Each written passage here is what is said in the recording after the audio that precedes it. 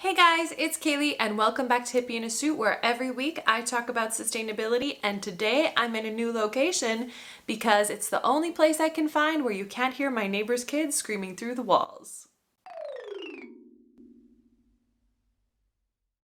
You may remember that in one of my very first videos, I covered the 2030 Agenda for Sustainable Development and the 17 SDGs.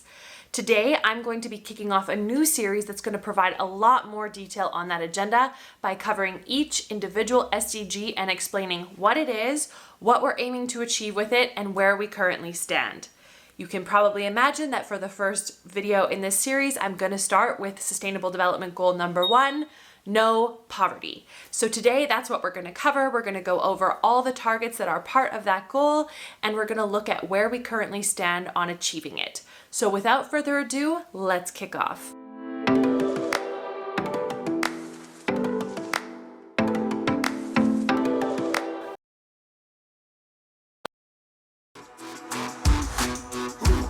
Trading is not for everyone, but if you are a trader, Plus 500 is the place for you. With just a few clicks, you can open an unlimited demo account and get to know your way around. Open your desired position in seconds and start trading CFDs on the most popular stocks, indices, forex pairs, commodities, and more. Worried about missing something? Set free alerts to keep track.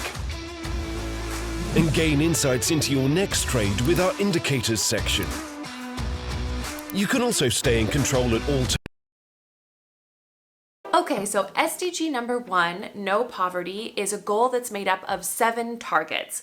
I didn't really get into this in the SDG video, but there's actually 2 types of targets within the 2030 agenda.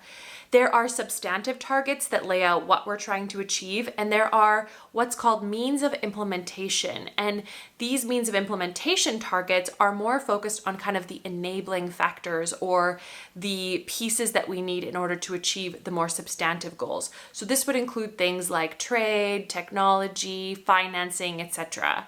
So in this particular goal, there are 5 substantive targets and 2 means of implementation. When most of us think of poverty, we immediately think of income, as in the amount of money that we make per day or per week, month, or year, and the quality of life that that affords us. That's a measure that's quite simple to think through, and most people think of that when they think of poverty, living on less than a certain amount per day, for example. However, experts who work in poverty alleviation stress that it's a very multi-dimensional problem, and there's no one single cause or factor. It encompasses a whole host of factors, including poor health, lack of education, inadequate living standards, disempowerment, poor quality of work, threat of violence, and living in areas that are environmentally hazardous, among others. In other words, there's no single cause of poverty. It can be caused by many factors, including unemployment, social exclusion, a lack of safety nets, and vulnerabilities to disasters, diseases, and other phenomena which may prevent productivity. Having this more holistic frame can help us to develop solutions and policies that look at these systemic issues instead of just focusing on income. The last thing I want to mention before we dive into the individual targets and how we're doing on them is that poverty can be measured in both absolute and percentage terms. And I note this because when you're hearing on the news or reading an article, you might come across the statistics given in different ways. And I think it's important to make the differentiation so you know what each one means. Absolute terms is just the total number of people on the planet that live in poverty. So the aggregate total number. Percentage terms is obviously the proportion of people. So out of the total global population, how many as a percent live in poverty? I mention this because both of these terms matter when we're thinking about poverty alleviation, and you might hear both of them referenced.